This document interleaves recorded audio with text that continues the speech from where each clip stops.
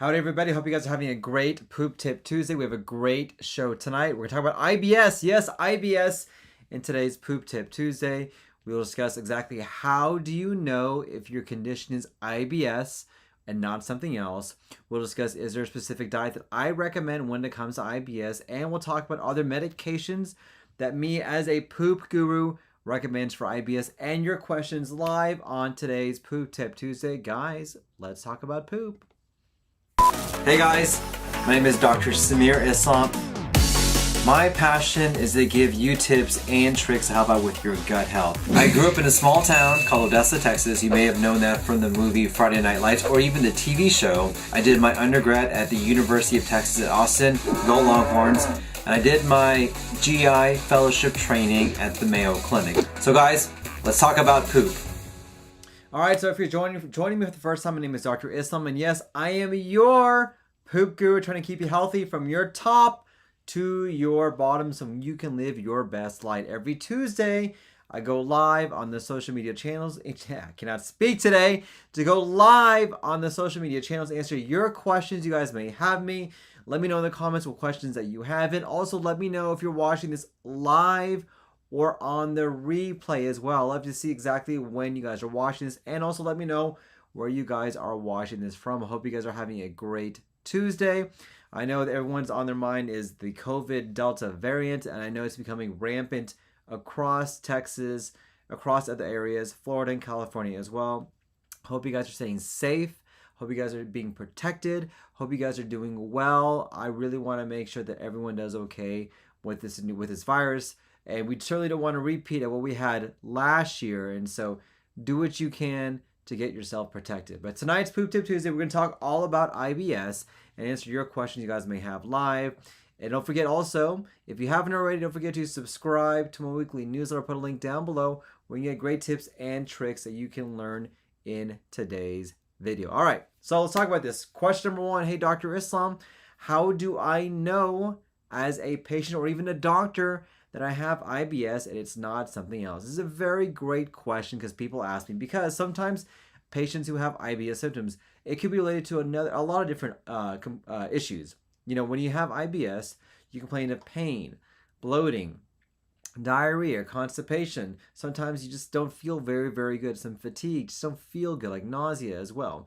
And these symptoms can sometimes intermingle or coincide with other conditions going on inside the body, whether it's gastroparesis, small intestinal bacterial overgrowth, sometimes inflammatory bowel disease like Crohn's or colitis, or something else that's going on there. Well, we have what are called warning signs, and these are signs that let me know that it's not IBS, but something else worrisome going on inside your GI tract. And these are the things that I look for to allow me to determine, hey, is this really IBS or something else going on? These include things like having nocturnal bowel movements, meaning your bowel movements wake you up in the middle of the night to cause you to have issues. No matter how bad your IBS is, in most cases, your IBS should not wake you up in the middle of the night. And that's kind of a warning sign that we need to do further investigation to see what's going on. Number two is significant weight loss. IBS should not cause a significant amount of weight loss. And this is something that we need to possibly get checked out as well and see what's going on. Number three, if you have really, really, really bad pain. Now, pain is a pretty common component of IBS. But if your pain is out of proportion to what you should be feeling, it's severe pain to the point where it doubles you over and you really have severe issues going on, that's something we need to address that may be not related to IBS. If you have blood in your stool or black stools, now here's the thing, here's my soapbox on this. Number one, I want to tell you, if you have any blood in your stool, it doesn't matter what you think it is, because I can tell you that any blood in your stool is never a normal finding to have. And this is something that needs to be investigated, because the concerning thing I always have for my patients is that if they are having blood in their stool, why they're having it, and we want to make sure what's going on. The biggest mistake people make is assume it's just hemorrhoids and that's it, and then something else grows on inside the colon that can cause issues as well. And then lastly, if you have a low blood count or anemia.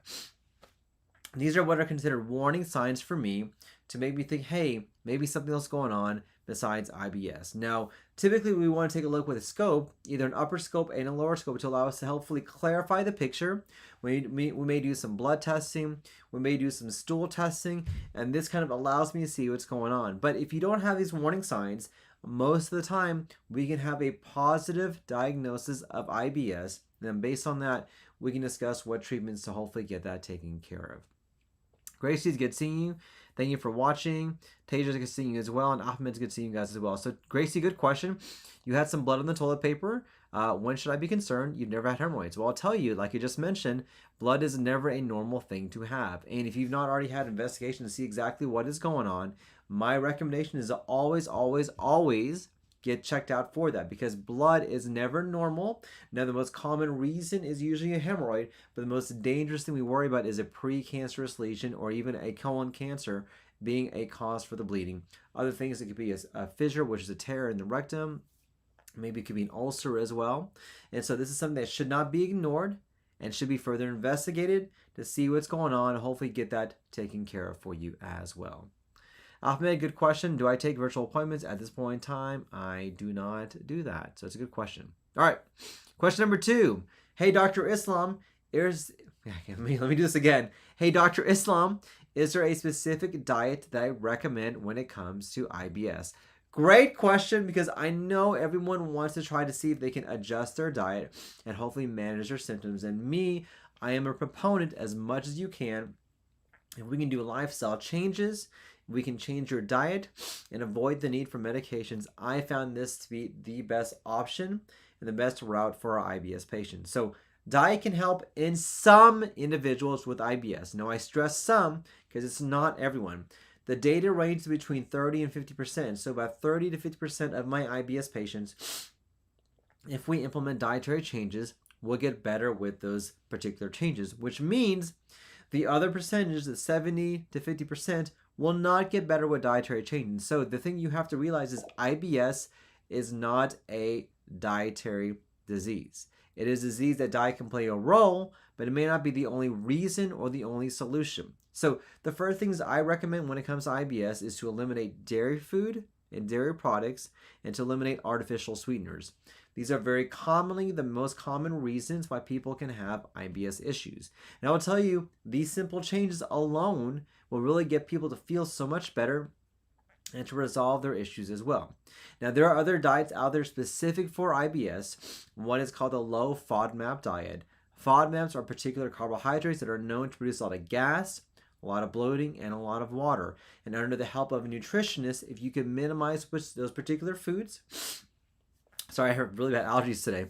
If you minimize those particular foods, you can minimize the IBS symptoms from that, and that should hopefully help resolve the symptoms. And the best data is a low FODMAP diet. Now, I stress that we typically want to do this with a nutritionist because it's so restrictive that I don't want to get to a point where all of a sudden you are scared to eat anything. And there's a lot more evidence in which IBS patients have such a restrictive diet that their quality of life is so impaired. So we really want to have a nutritionist involved to expand that diet as much as we can to do it safely and do it for you. Sometimes in some individuals, being on a gluten-free diet can be helpful as well. But I will stress, gluten itself is not a bad guy. And people want to say that it is, and it's not. There's no clear evidence, unless you actually have an autoimmune disease like celiac disease, that gluten alone is going to cause inflammation. It does not. The vast majority of the villains when it comes to food are the FODMAPs. Now, a couple other general advices I recommend, already mentioning avoiding dairy, avoiding artificial food, sweeteners. I would avoid also processed food as well. There's nothing good with processed foods, and processed foods have a lot of ingredients in them that are not good for you. They have a lot of grease, and it can just be bad for your GI tract as well. And then lastly, spicy foods may be something to avoid as well. But these simple changes can help out in some individuals, but not everyone. This is why I try to stress that IBS is not just a dietary disease. Sometimes it involves medications and other treatments to hopefully get your symptoms taken care of. All right, Marcus, it's good seeing you. Thank you for watching. Perfect. Yes, and SIBO is a very common reason to have IBS as well. All right, perfect. All right, so majority, it's a good question here. I'm going to put this on here. Hey, doc, why do I feel pain in your rectum while I'm on menstruation? It's a very good question. So rectal pain is actually a very common issue a lot of people have One of the more common reasons is you could have what's called a tear in your bottom. It's called a fissure. I just spoke about this, but a fissure is a tear in the bottom, and it feels like shards of glass. It feels terrible. That can be a pain. Sometimes it can be due to hemorrhoids as well. Hemorrhoids sometimes can cause pain, especially if it's thrombosed or you have a clot that's in there as well. Sometimes the rectum can spasm up, and that can cause pain to occur. You can have a condition called pelvic floor dysfunction, in which you actually have the rectum muscles working. They're working too well. They're too tight. And so because of that, nothing can go through. And because of that, people can suffer from constipation. And for some people, you can also have endometriosis to be a cause of rectal pain because of endometrial implants around the rectum area. Very common problem to have. There are a couple different scenarios and options we can do to get that taken care of for you. Great question. All right. So, next question. Hey, Dr. Islam, going back to our IBS topic. Hey, Dr. Islam, are there medications that we can recommend when it comes to IBS? And the answer is yes, there are. It really just depends on the type that you have. There are a couple different types. We have IBS-C, constipation predominant, in which we have specific constipation medications to help out with both pain and bloating. Typically, we will use these if patients have not benefited from over-the-counter treatments or dietary options. We have IBS-D as well, diarrhea. We have a few medications for that, more medications for IBS-D than IBS-C. Once again, we use this for patients who have not responded to dietary changes, Imodium, maybe some Lomotil as well. We have a lot of effective options for that as well. We have IBS-M, which is a mixed pattern in which you fluctuate between diarrhea and constipation. And what we do for these patients, and I'll tell you my personal experience with this is that most people actually are mainly constipated with some overflow diarrhea causing the diarrhea. And so I try to really get them going and flowing. I try to focus on their constipation more than I do with their diarrhea. And once we can get them going, then we can kind of titrate to see what options we can do to hopefully get them feeling better. But we try to focus on the most predominant symptom when it comes to that as well. And we have different medications using for each one of these subtypes. And the choice to use a medication would really depend on what your main symptoms are. Do you have a lot of bloating? Do you have a lot of pain? Have you tried other things in the past? Did you have side effects from that? Do you have a gallbladder present or not? There are a lot of different questions that I would have to answer to allow me to determine which medication option I would put you on. And then based on that, we can come to an option, we can come to a choice. And sometimes, and I try to stress this with my IBS patients, it may be a mix and match. We may have to try dietary changes with one medication, but maybe try a different medication instead. And that's the difficult thing when it comes to IBS, is that there's not one size fits all. For some people, we have to try to target the gut microbiome. For some people, we have to target the nerves of their GI tract. For others, we may have to target how quickly things will contract inside your colon. So depending on what the cause is and what we think is going on, that's going to determine what treatment options that we do for each individual patient. All right, Isaiah, good question. What should I look for with celiac disease? You've been having some weird stomach pain and your symptoms don't match anything. Very good question. So for celiac disease, the most common symptom tends to be diarrhea and bloating. By far, most people have this, but there are a lot of other symptoms with celiac. Some people are just anemic. Their blood count is low. Some people have brain fog, joint pain, liver inflammation. They just don't feel very good. They may have some fevers and weight loss as well. They can be very non-specific. So we typically initially start off with a blood test called a TTG. The TTG is by far the best blood test that we can do for celiac disease. And the important thing about this test is that you have to be on a gluten-rich diet. Yes, gluten-rich. You got to be eating that gluten to make sure that test is accurate, because if you're on a gluten-free diet, your TTG will be abnormally normal, and so we can't rule in celiac disease. But let's assume you do a TTG, it comes back elevated or positive, then we want to confirm that with an upper scope, which we take a look, take biopsies of your small intestine, look at under the microscope to see if you actually have damage from ingesting gluten. And if you do, then we put you on a gluten-free diet, get your symptoms resolved, and get you taken care of. Good question. All right. Perfect. Well, MS Shaw, good question. What foods do you recommend for people who have liver or kidney dysfunction? So I can't speak when it comes to your kidneys, but I can speak when it comes to your liver, because I am a liver doctor as well. And so here's what I recommend. We know there are certain foods that can help decrease the amount of inflammation in your liver. And by far, the best diet when it comes to your liver is either a Mediterranean type diet or a vegetarian type diet. By far, by far, by far.